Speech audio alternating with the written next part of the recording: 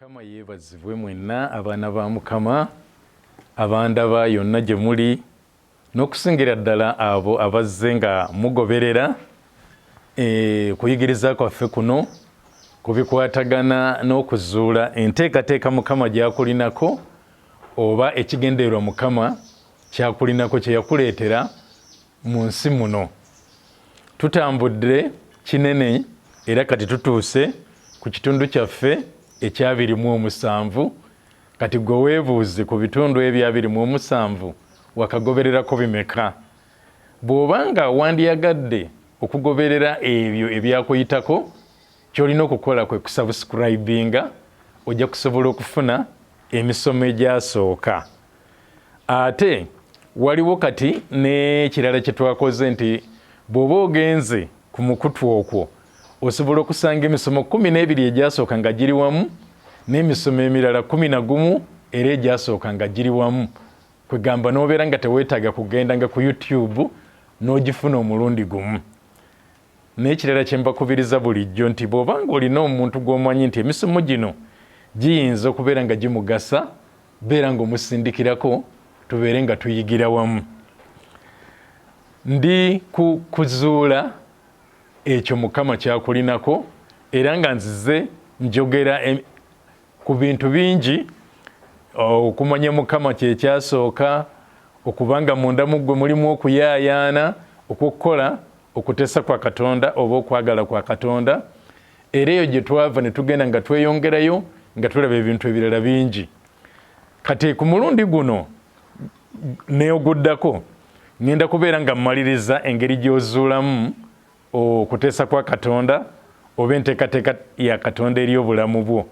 Ngenda kubeera nga nkimaliriza n'ekigamba nti olina okutegeera ebiseera Mukama wayagala otuukiririze okuteesa kwe. Ebiseera Mukama byayagala otuukiririzeemu okuteesa kwe. Kirungi n'obeera nga obitegedde. Kirungi n'obeera nga obitegedde. Nzijukirayooko mu kanisa emu waaliwo okusabira abantu abatali bamu nga babasabira basobole okufuna enteekateeka ya Mukama oba ekigambo kya Mukama ekikwatagana n'obulamu bwabwe. Mu bangi be baasabira mwalimu n'omwana nga mwana muto. Naye ng'omwana oyo muto we bali bamusabira, ekigambo kye bamwogerako kyali kigamba nti agenda kubeera muggazi mu nnyumba ya Mukama oba omuggazi ow'empya za Mukama. Kaakati abazadde oba oliawo ye omwana tetumunenye yali muto, naye abazadde n'abantu abalala bali bavunaanyizibwa ku mwana oyo bo balowooza nti olwo kitandikiddewo Mukama bw'aga nti ajja kubeera muggazi mu nnyumba ye, tikitandikiddewo agenda kubeera muggazi. Kati omwana we bakimugamba n'atuuka nga tasobola kutuuka amadirisa we gali ag'ekkanisa okubeera nga aggalawo, naye ng'agamba waakiri abeere ku mugongo, bamuweeke ku mugongo asobole okubeera nga aggalawo ennyumba ya Mukama. Kati kikyali butategeera biro oba biseera nti Mukama yali akyogedde ng'omwana agenda kukikola, naye mu biro ebituufu Katonda bye yateekawo nga mwateekeddwa okubeera ng'akolera ekyo. Bayibuli etugamba mu Mubuulizi essuula 3 n'olunyiriri olusooka nti buli kintu kirina entuuko yaakyo na buli kigambo ekiri wansi w'eggulu kiriko ekiseera kyakyo. Kati nange oba naawe oba n'omulala okuweereza Mukama oba okutuukiriza enteekateeka Katonda gy'amulinako nakyo kirina ekiseera mwalina okutuukiririza enteekateeka eyo. Kati kikulu nnyo okumanya kiseera ki Mukama alina kyayagala nkole ye, naye ayagala nkikolere mu kiseera ki. Nti ekintu ekyo kituukirira bwe mbeera mu kiseera ekituufu. Kituukirira bulungi nnyo bwe mbeera mu kiseera ekituufu. Ate era bwe tuba tusomye mu Mubuulizi y'omu essuula ey'okusatu mu lunyiriri lwa 11 tusanga nti waga nti Katonda yafuula buli kintu okuba ekirungi mu kiseera kyakyo.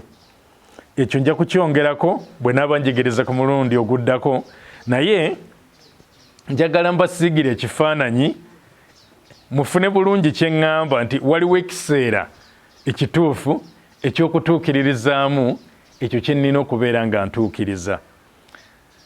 Pawulo bwe yali awandiikira Abagalatiya mu bbaluwa ye eri Abagalatiya essuula ey'okuna, ngenda kusoma olunyiri olusooka n'olwokubiri. Pawulo yaleeta ekyokulabirako ekya bulijjo oba eky'ebintu ebya bulijjo, naye ng'ayagala kutuyigiriza ebintu eby'omwoyo. N'ayogera ku gwe bayita omusika ng'akyali muto, nga bw'atayinza kumwawukanya n'omuddu. Abeera afaanana ng'omuddu, talina kyatuukiriza mu kiseera ky'abeera nga muto, naye aga nti ekiseera nga kituuse ng'akuze atuukiriza ebyo kitaawe bye yayagala atuukirize. Kansome ennyiriri ezo Bagalatiya essuula 4 olunyiri olusooka n'olwokubiri. Ye Pawulo kye yali ayigirizako kyeyongerayo eky'omwoyo, naye nze njijeeyo ekyo ekyokulabirako ekya bulijjo kye ŋŋenda okunnyonnyola. Wagamba nti naye njogera nti omusika ng'akyali muto tayawulwa na muddu n'akatono, newankubadde nga ye mukama wa byonna. Nti omwana nga yalina okusikira byonna, ye nannyini mayumba, ye nannyini ttaka na buli kimu kyonna kitaawe ky'aba alese, bw'aba ng'akyali muto ebintu ebyo biba bibye, naye nga tasobola kubeera ng'abiddukanya. Kati olunyiri olwokubiri ne lugamba naye afugibwa abasigire n'abawanika okutuuka entuuko kitaawe ze yalagira edda. Afugibwa abasigire n'abawanika. Mujjukire nti mu kwezuula oba mu kuzuula enteekateeka ya Katonda eri obulamu bwo, nayigiriza ku kigamba nti zuula bantu ki Katonda bakuteereddewo bakukolemu omulimu ogunaakusobozesa okutuukiriza enteekateeka ya Katonda eri obulamu bwo. Kaakati wano boogerebwako nti abasigire n'abawanika, boogera ku bantu abafaanana bwe batyo. Abanteekateeka, Mukama be yateekateeka bankolemu omulimu ogunsobozesa okutuukiriza okuteesa kwa Katonda oba enteekateeka ya Katonda eri obulamu bwange. Nti bwe mbeera ekiseera ekyo tekinnatuuka, nga olunyiri olwokubiri lwe tugambye nti naye afugibwa abasigire n'abawanika okutuusa entuuko kitaawe ze yalagira edda. Tiwaliwo ekiseera kye nnina okubeera nga ntuukiririzaamu, naye ng'ekiseera ekyo tekinnabeera, ddala mbeera nga nze musika, nga nze nannyini byonna, nga nze nteekeddwa okubiddukanya, naye ekiseera nga tekinnatuuka, bibeera ng'ebitali byange, bibeeramu abantu abalala, bibeeramu abalala ababiddukanya, bibeeramu abalala ababinkuumira, okutuusa nga ntuuse mu kiseera ekyo ye Katonda kye yateesa mbeere nga ntuukiririzaamu. Kati bwe tuba ng'ekyo tukitegedde bulungi, ŋŋenda kubawa ekyokulabirako ekya musajja wa Mukama Dawudi. Dawudi yafukibwako amafuta okubeera kabaka, ng'ajja kubeera kabaka wa Isirayiri yonna. Naye oluvannyuma ng'afukiddwako amafuta, mu kiseera ekyo waaliwo kabaka omulala. Yafukibwako amafuta okubeera kabaka, naye n'afukibwako amafuta ago mu kiseera kya kabaka Sawulo eyaliwo. Kaakati nga newankubadde afukiddwako amafuta ga kubeera kabaka, ng'era agenda kubeera kabaka, nga tasobola kubeera kabaka nga Sawulo waali, ng'ateekeddwa okulinda ekiseera ekituufu Mukama mwe yateeseza abeere kabaka, alyoke abeere kabaka. Bamufuseeko amafuta ga kubeera kabaka, naye waliwo kabaka akyaliwo, akyagenda mu maaso n'okufuga, okutuusa ng'ebiro bituuse ebya Dawudi okubeera kabaka, n'alyoka abeera kabaka. Njagala bw'oba oli musomi wa Bayibuli bye njogerako obimanyi. Mu Samwiri ekisooka essula ya 16 biwanvu ebyali awo nga Samwiri agenze okufuka amafuta ku omu ku batabani ba Yese, gwe yagenda tamanyi linnya era nga tamumanyi namumanya, naye agamba bugambi Yese, n'amugamba nti batabani bo bali luddawa, n'amuleetera abakulu, kubanga yali amanyi nti kwaba abakulu era kwe kuyinza okubeera kabaka. Naye bonna bonna nga Samwiri amaze okutegeera nti Mukama tabasiimye, si basazeewo, si balonze, n'amaliriza nga amugamba nti baweddeyo abaana bo oba okyalinayo omulala. n'amaliriza ng'amugamba nti eriyo omu ali eyo mu ttale. Samwiri n'agamba tetuutuula okutuusa ng'atuuse, era ne bamunonayo mu ttale ne bamuleeta. Bwe baamuleeta n'amaliriza nga Samwiri agamba nti y'ono yennyini Mukama gw'alonze okubeera kabaka wa Isirayiri, n'amufukako amafuta okubeera kabaka wa Isirayiri. Eyo yenteekateeka Katonda gye yali alina ku bulamu bwa Dawudi. Yali nti Dawudi ateekeddwa kubeera kabaka wa Isirayiri, naye nga waaliwo ebiro ebituufu mwalina okubeerera kabaka, nti newankubadde yali amaze n'okwogerebwako nti ogenda kubeera kabaka, n'afukibwako n'amafuta ag'okubeera kabaka, teyafuukirawo kabaka wa Isirayiri. Kyali kyetaagisa ebiro ebituufu oba entuuko yakyo okumala okutuuka alyoke abeere kabaka wa Isirayiri. Kati ngenda kusomayo ebyawandiikibwa ebyo mbinnyonnyole. Ekimu ku byo kinnyumira nnyo bwe mbeera nga nkisoma, naye kansooke kino ekya Samwiri ekisooka 16 olunyolo lwe 13. Awo tulaba nti Dawudi n'afukibwako amafuta. Samwiri ekisooka 16 olunyolo lwe 13, Dawudi yafukibwako amafuta ng'agenda kubeera kabaka wa Isirayiri, naye teyabeera kabaka wa Isirayiri. Bw'amala okufukibwako amafuta, ate amafuta ne gabeera ng'agaleese obuzibu gy'ali, ng'alina kudduka, ng'alina kwekweka, nga kabaka eyaliko Sawulo amuyigganya. Tumanyi bulungi nnyo bw'oba oli musomi wa byawandiikibwa nti emirundi ng'ebiri nga Sawulo amuyigganya ne wabeerawo we basisinkanye nga bali babiri bokka, nga Sawulo yeebase, Dawudi nga asobola okukola kyonna ky'ayagala ku Sawulo, okumutta oba okumuggyawo, alekerawo okubeera kabaka, ye Dawudi ayingire mu bwakabaka. Naye ekiseera kya Mukama nga tekinnatuuka, era Dawudi n'akigumiikiriza ekiseera kya Mukama kisobole okubeera nga kituuse. Dawudi n'abeera ng'akigumiikiriza. Tumanyi bulungi nnyo ebigambo ebifaananako bwe bityo, naye kati ngenda kusoma nga wayise emyaka okuva Dawudi lwe yafukibwako amafuta okubeera kabaka. Emyaka oyinza kubalawo emyaka nga 15 okusobola okubeera ng'abeera kabaka yasooka kuba kabaka wa Yuda emyaka egyo 15, naye ate okufuukira ddala kabaka afuga Isirayiri yonna emyaka nga 22 gyali gimaze okubeera nga gyetooloola okuva lwe yafukibwako amafuta. Awo nno oluusi okulindirira okwo we kuleetera abantu okukeŋŋentererwa, nze nange ne tubikeŋŋenterwa ne tugamba naye ndowooza enteekateeka ya Mukama gye mbadde ndowooza nti yeeyo si yentuufu, n'oseguka n'ova mu kifo we wandituukiririzza n'ogenda mu kifo ekirala. Naye kaakati ngenda kusoma Samwiri ekyokubiri essula ya 5. Ngenda kusoma okuva ku lusooka okutuuka ku lwokutaano.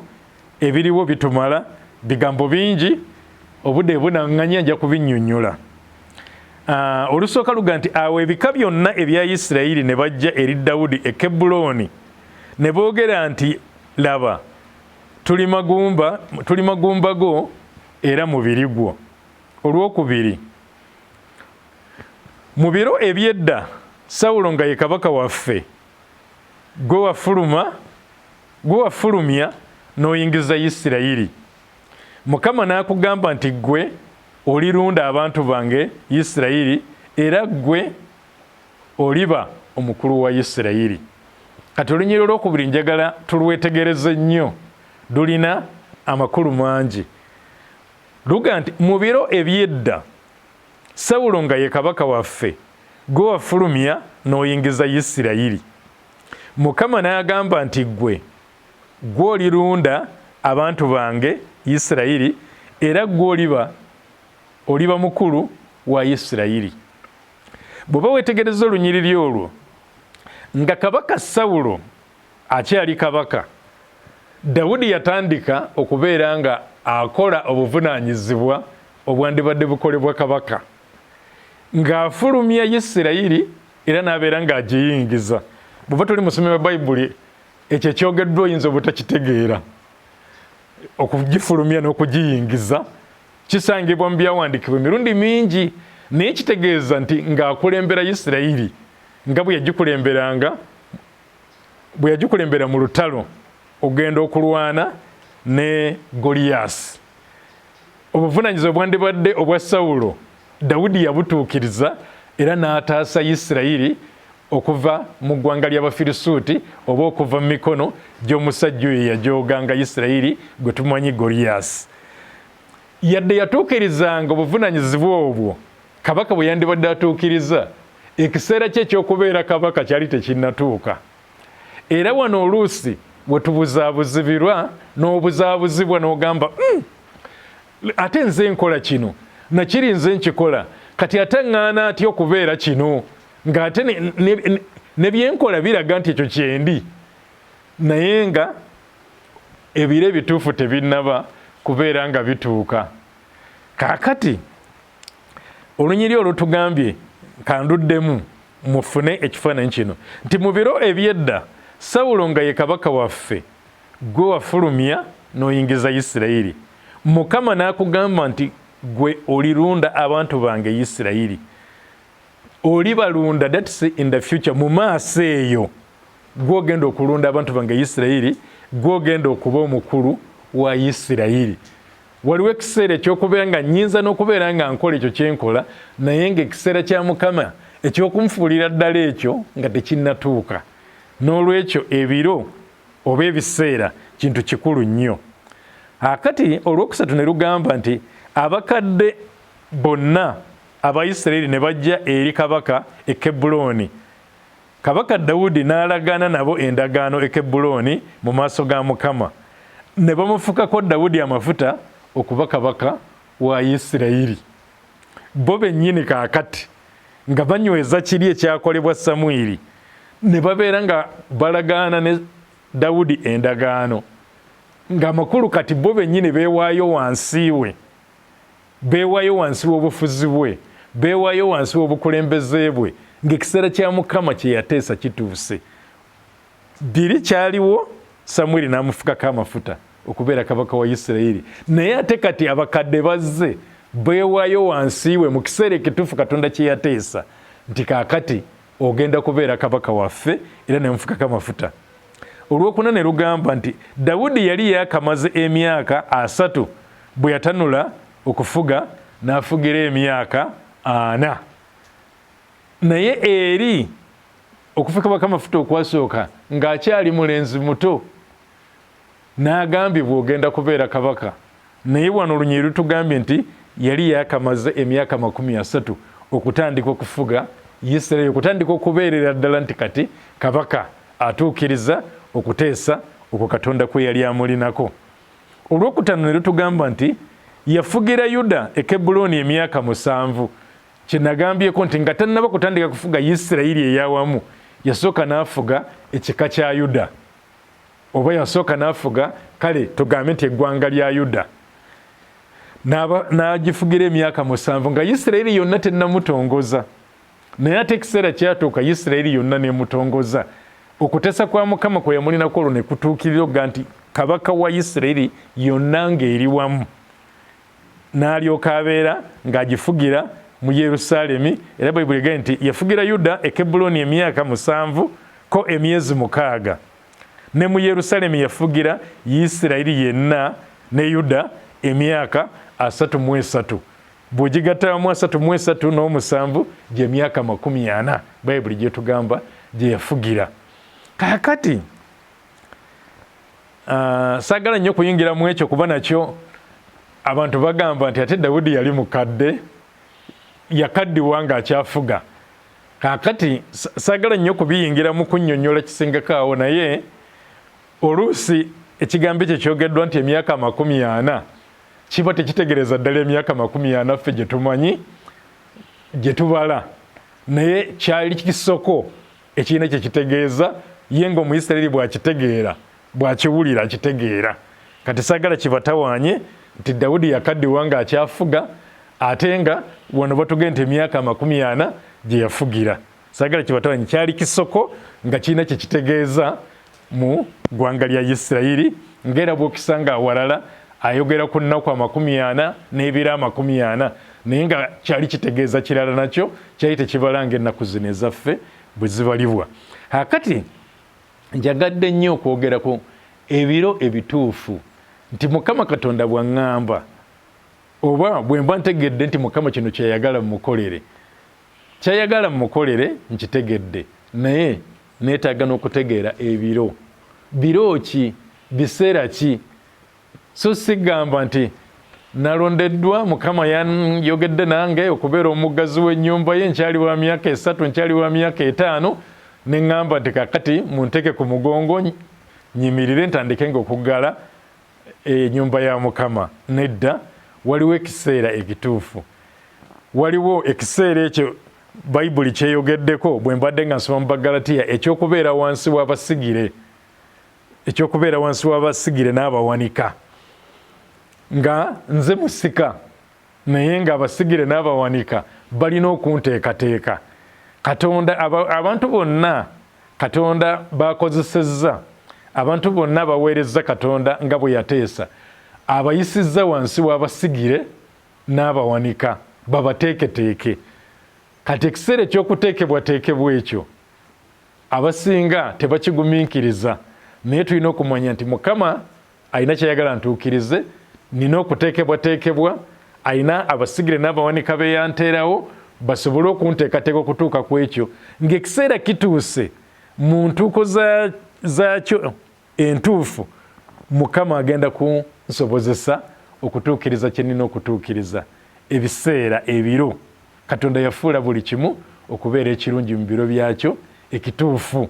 Nti senga Dawudi yavaayo ne yeekakatika ku Isirayiri nti nammwe mukimanyi Katonda yanfukako amafuta okubeera kabaka wammwe, ng'abantu bo tebannakiyingiza kukyewulirira, tebandimukkiririzaamu. Naye mu biro ebituufu bo bennyini be baamunoonya gye yali e Kebbulooni, ne bamugamba Katonda yayogera naawe nga Sawulo akyatufuga, n'amaliriza ng'agamba ogenda kubeera mukulu wa Isirayiri, kati tuzze gy'oli. Ne balagana naye endagaano, Mukama kye yali yagala ne kituukirira, n'abeera kabaka wa Isirayiri. Ebiro mu kuteekebwateekebwa kintu kikulu okusobola okutuukiriza Katonda kyeyagala otuukirize. Mukama abeere wamu nammwe era abakole bulungi. Amiina era amiina.